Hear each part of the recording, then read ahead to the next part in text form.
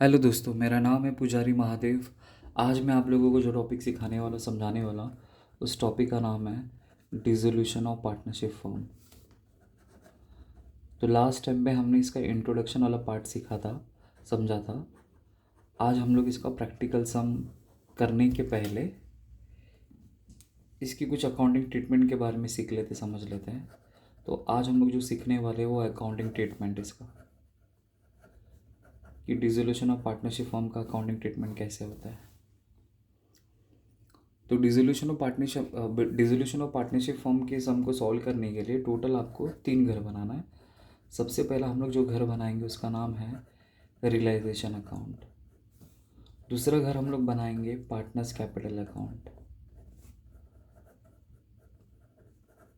और तीसरा घर हम लोग बनाएंगे कैश बैंक अकाउंट। तो टोटल हम लोग 3 घर बनाएंगे। 3 घर का मतलब होता है कि 3 लेजर अकाउंट क्रिएट करेंगे।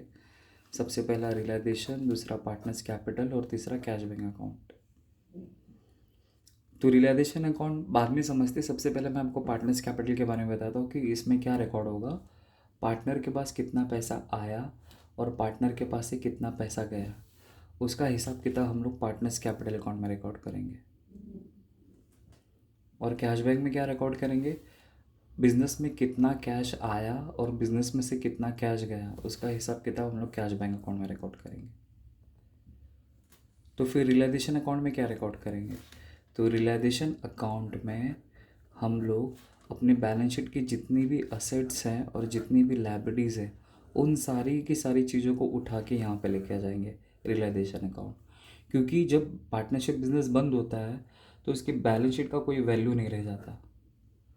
तो अभी हम लोग को क्या करना पड़ेगा, एक एक करके अपनी लायबिलिटीज़ को पेड करना पड़ेगा। तो अपनी लायबिलिटीज़ को हम लोग पेड कैसे करेंगे, हम लोग अपने असेट्स को बेच के पैसा, अपने असेट्स को बेचने का जो पैसा आएगा उसकी मदद से हम लोग अपनी लायबिलिटीज़ को पेड करेंगे।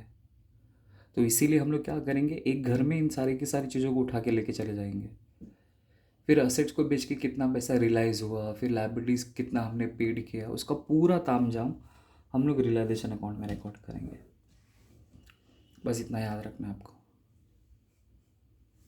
तो बेसिकली 3 अकाउंट बनता है, realisation account, partners capital account और कैश बैंक अकाउंट। तो इन तीनों अकाउंट को प्रिपेयर करने के लिए आपको कुछ इंपॉर्टेंट जर्नलिटीज पता होनी चाहिए। क्योंकि लीजर अकाउंट तभी बन सकता है ना जब जर्नलिटी होगा। जब बिना जर्नलिटी के बेसिस पे तो हम लोग लीजर अकाउंट बना ही नहीं सकते, मतलब ये 3 घर घर बना ही नहीं सकते।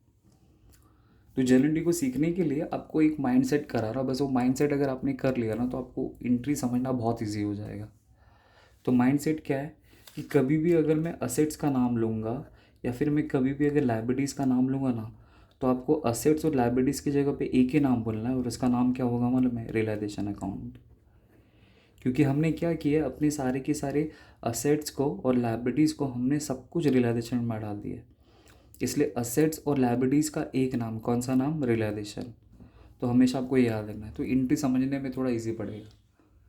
तो जैसे फर्स्ट एंट्री है, व्हेन असेट्स आर सोल्ड। मतलब अभी हम लोग अपने बिजनेस को बंद करके जा रहे हैं तो लोगों का पैसा अपन को पे करना है। तो लोगों का पैसा पे कैसे करेंगे, अपने असेट्स को बेच के। तो हमने अपने असेट्स को बेचा तो क्या होगा, सोचो क्या आएगा क्या जाएगा। अगर मैं असेट्स को बेचूंगा तो मेरे पास पैसा आएगा, इसलिए कैश बैंक अकाउंट डेबिट। और मेरे पास से असेट्स जाएगा तो टू असेट्स नहीं लिखने का, असेट्स की जगह पे आपको क्या लिखने का, रियलाइजेशन अकाउंट। तो आ जाएगा टू रियलाइजेशन अकाउंट। बस इतना याद रखना है आपको। वापस एक बार बता रहा हूँ, तो दिखा कि व्हेन असेट्स आर सोल्ड, अगर मैं अपने बिजनेस का असेट बेचूंगा तो मेरे पास पैसा आएगा, इसलिए कैश बैंक अकाउंट डेबिट में लिखूंगा। और जब मैं असेट्स को बेचूंगा तो असेट मेरे पास से जाएगा, लेकिन मैं असेट्स की जगह पे क्या लिखूंगा, रियलाइजेशन अकाउंट लिखूंगा। क्योंकि असेट्स और लायबिलिटीज़ का एक नाम हो गया, कौन सा नाम हो गया, रियलाइजेशन अकाउंट, इसलिए रियलाइजेशन आएगा। फिर उसके बाद आएगा नेक्स्ट एंट्री है, when liabilities are paid. When liabilities are paid, तो व्हेन लायबिलिटीज़ आर पेड का मतलब क्या हुआ कि मैं अपने पार्टनरशिप बिजनेस का लायबिलिटी पेड कर रहा हूँ। लायबिलिटी पेड का मतलब समझो कि बैंक से लोन लिया है तो हमने वो पेड कर दिया, या क्रेडिटर को कुछ पैसा देना था तो वो हमने पेड कर दिया। मतलब ये जो पेड हो रहा है ना, पार्टनरशिप फर्म कर रहा है, मतलब बिजनेस पे कर रहा है, ठीक है। अगर मैं लाइबिलिटी पे करूँगा तो लाइबिलिटी मेरे लिए एक्सपेंस हो जाएगा, और रूल के हिसाब से एक्सपेंस किधर आता है, डेबिट आता है, तो इसलिए लाइबिलिटीज़ डेबिट में आ जाएगा। लेकिन मैं लाइबिलिटी को डेबिट में नहीं लिखूंगा, लाइबिलिटी की जगह पे कौन सा नाम यूज़ करूँगा, मैं रियलाइजेशन अकाउंट। तो एंट्री क्या आएगा, रियलाइजेशन अकाउंट डेबिट। और जब मैं लाइबिलिटी पेड करूँगा तो मेरे पास से पैसा जाएगा, इसलिए to cash bank account. Credit में कैश बैंक अकाउंट लिखेंगे क्योंकि हमारे पास से पैसा जा रहा है। ये दो एंट्री। अब उसके बाद थर्ड वाली एंट्री है, नेक्स्ट थर्ड वन एंट्री है,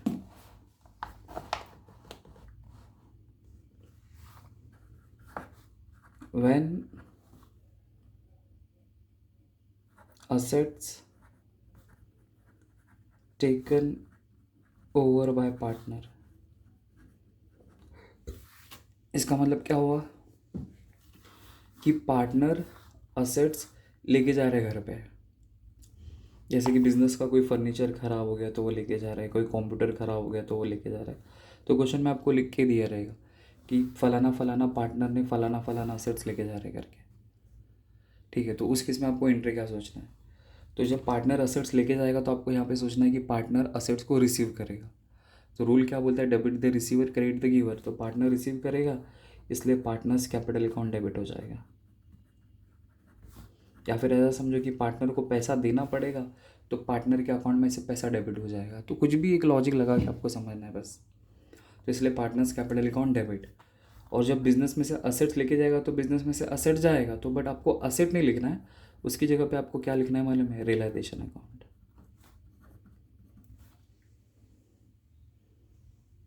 ये थर्ड वाली एंट्री है। तो मैंने क्या लिखा, when assets taken over by partner. इसका मतलब क्या हुआ कि बिजनेस का कोई भी असेट्स पार्टनर क्या कर रहा है, टेक ओवर कर रहा है, मतलब लेके जा रहा है। मतलब भंगार वाले को बेचने से अच्छा एक काम करो, मैं घर पे लेके जाता हूँ और बदले में मैं पैसा पे कर देता हूँ।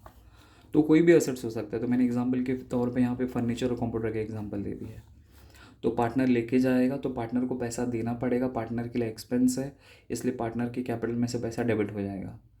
या फिर ऐसा समझो कि पार्टनर असेट्स को रिसीव करेगा तो रिसीवर हो जाएगा, इसलिए डेबिट आ जाएगा पार्टनर। और बिजनेस में से असेट जाएगा तो इसलिए वहाँ पे टू रियलाइजेशन अकाउंट आ जाएगा। नेक्स्ट फोर्थ नंबर पे आएगा, when liabilities taken over by partner. तो when liabilities taken over by partner का मतलब होता है कि पार्टनर लाइबिलिटीज को टेक ओवर कर रहा है। इसका मतलब ऐसा समझो कि जैसे कि बैंक लोन का पैसा समझो देना है 50,000 रुपीज़, क्रेडिटर का पैसा देना है समझो 40,000 रुपीज़, और बिजनेस के दो पार्टनर है, ए है और एक समझो बी है।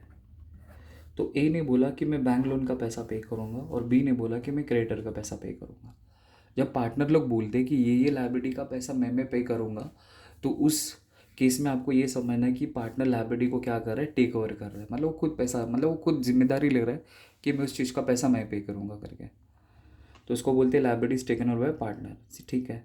तो लाइबिलिटी का जब पैसा पार्टनर पे करेगा तो लाइबिलिटी तो अपने बिजनेस के लिए एक्सपेंस है, खर्चा है, तो खर्चे को डेबिट में लिखना है, बट अपने खर्चे की जगह पे अपन क्या लिखेंगे, रियलाइजेशन लिखेंगे। तो रियलाइजेशन अकाउंट डेबिट टू, पैसा कौन दे पे करेगा, पार्टनर पे करेगा, तो गिवर हो जाएगा, इसलिए पार्टनर्स कैपिटल अकाउंट क्रेडिट आ जाएगा।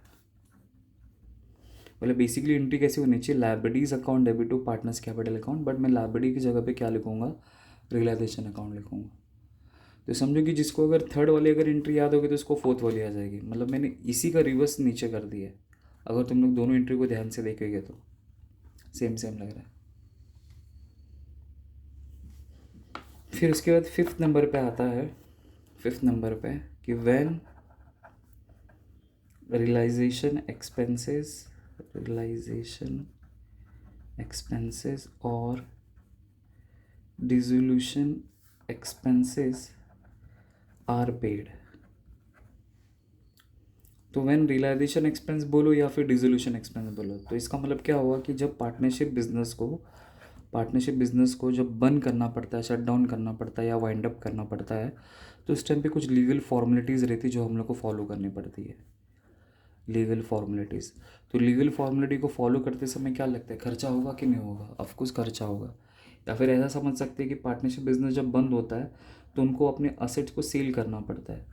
तो सेल करते समय वो लोग किसी ब्रोकर को अपॉइंट करते हैं समझो, और ब्रोकर को बोलते हैं कि आप हमारे असेट्स को बेचो और बदले में हम आपको कमीशन ब्रोकरेज कुछ भी समथिंग देंगे। तो इसका मतलब ऐसा, इन शॉर्ट ऐसा समझो कि किसी भी बिजनेस को बंद करते समय जो कुछ भी लीगल मतलब जो कुछ भी कोर्ट कचहरी से रिलेटेड जो भी खर्चा होगा, या किसी को अपन छोटा मोटा कुछ भी पैसा अगर पे कर रहे, वो अपने लिए रियलाइजेशन एक्सपेंस हो जाएगा या फिर डिसोल्यूशन एक्सपेंस होएगा। तो आपको वो एग्जाम्पल कुछ याद रखने की ज़रूरत ही नहीं, सीधा सीधा क्वेश्चन में लिख के दिया रहेगा कि उन लोगों ने रियलाइजेशन एक्सपेंस इतना पे किया करके। बस आपको एंट्री सोचनी है यहाँ पे।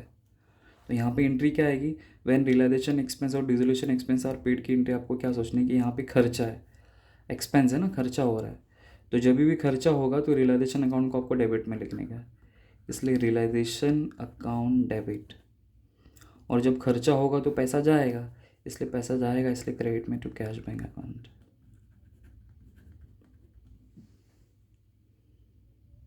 ये फिफ्थ एंट्री है। देखो वापस एक बार बता रहा हूँ, मैं उम्मीद करता हूँ आपको नहीं समझा रहेगा। तो मैंने यहाँ पे लिखा व्हेन रियलाइजेशन एक्सपेंस और dissolution expenses are paid. Realisation expense का मतलब होता है कि पार्टनरशिप बिजनेस को बंद करते समय जो कुछ भी मतलब कोर्ट कचहरी से रिलेटेड जो भी खर्चा होगा, लीगल फॉर्मेलिटी अपन को फॉलो करना पड़ेगा, उसके पीछे जो खर्चा और अपने लिए रियलाइजेशन एक्सपेंस है, या फिर डिसोल्यूशन एक्सपेंस आप लोग उसको कंसिडर कर सकते हैं। या फिर प्रॉपर्टी को सेल करते समय किसी ब्रोकर को अपॉइंट किया तो उसको कमीशन देना पड़ेगा, रजिस्ट्रेशन फ़ीस पे करना पड़ेगा, कोई भी छोटा मोटा लीगल फ़ीस पे करना पड़ेगा, तो भी हमारे लिए रियलाइजेशन एक्सपेंस हो जाएगा जो कुछ भी होगा। तो उसकी एंट्री क्या पास करेंगे, एक्सपेंस जब भी होगा तो आपको रियलाइजेशन अकाउंट को डेबिट में करना है, इसलिए रियलाइजेशन अकाउंट डेबिट हो जाएगा। और जब मैं पेड करूँगा तो मेरे पास से पैसा जाएगा, इसलिए to cash bank account credit में आ जाएगा। ये होगी fifth entry. And last and final sixth entry है इसके अंदर, when part payment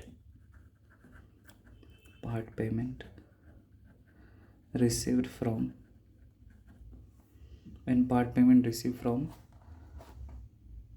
insolvent partner।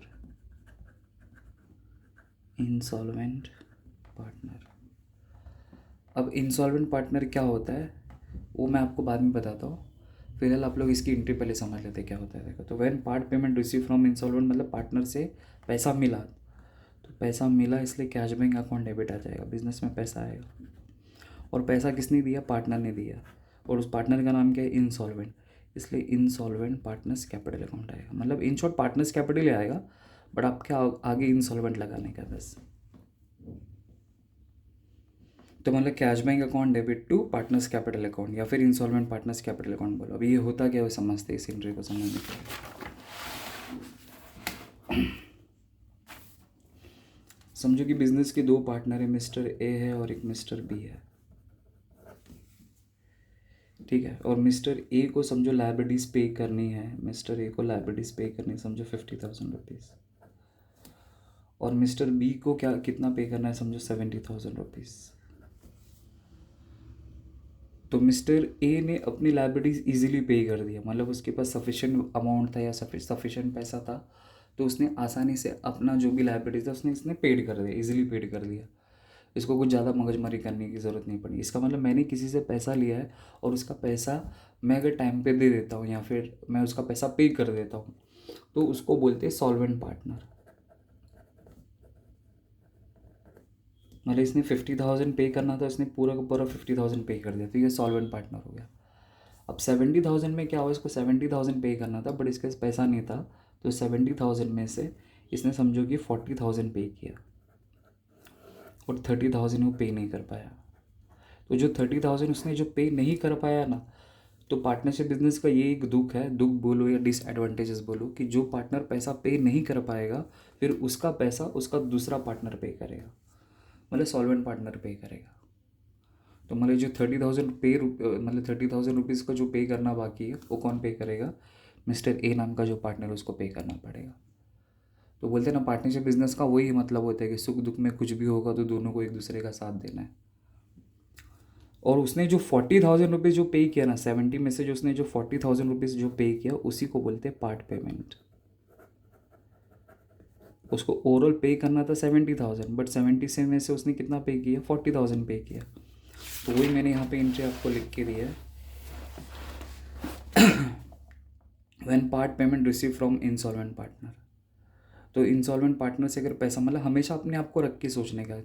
तो आपको इंसॉल्वेंट पार्टनर से अगर पैसा मिल रहा है, आपके पास पैसा आ रहा है, इसलिए कैश बैंक अकाउंट डेबिट हो जाएगा। और वो पैसा कौन दे रहा है, गिवर कौन है, इंसॉल्वेंट पार्टनर, इसलिए इंसॉल्वेंट पार्टनर्स कैपिटल अकाउंट आ जाएगा। इंसॉल्वेंट मतलब पार्टनर्स कैपिटल अकाउंट ही आएगा, समझो ऐसा, ठीक है। फिर उसके बाद जब भी हम लोग सम को सॉल्व करेंगे तो आपको एक नोट याद रखना है, बस नोट क्या याद रखना है, all liabilities must be paid at end of the sum. मतलब सम के एंड में सारी की सारी लाइबिलिटीज़ पेड होनी चाहिए। मैंने आपको जब डिसोल्यूशन ऑफ पार्टनरशिप फर्म का जब मैं आपको थ्योरी समझा रहा था, उस टाइम पे आपको मैंने बोला था ना कि मैं अपने बिज़नेस को ऐसे ही शट डाउन करके नहीं जा सकता, बंद करके नहीं जा सकता। मैं अपने बिज़नेस को तभी बंद करके जा सकता हूँ जब मेरी सारी की सारी लाइबिलिटीज़ क्या होनी चाहिए, पेड होनी चाहिए। तो जब ये मैं सम सॉल्व कराऊंगा ना, तभी आपको ये समझा पाऊँगा। तो फिलहाल ये बस एक नोट याद रख लेना, बस और कुछ नहीं है। बस इतनी एंट्री आप लोग याद कर लो, आसानी से आपका काम हो जाएगा। ये 3 अकाउंट अपन को प्रिपेयर करना है नॉर्मल सम में, मतलब ये जो मैंने अकाउंटिंग ट्रीटमेंट बताया नॉर्मल सम है, तो उसमें एक एबनॉर्मल सम भी आता है, तो बाद में देखेंगे। फिलहाल तो अभी तो स्टार्टिंग है, इसलिए तो ये 3 आपको अकाउंट प्रिपेयर करना है।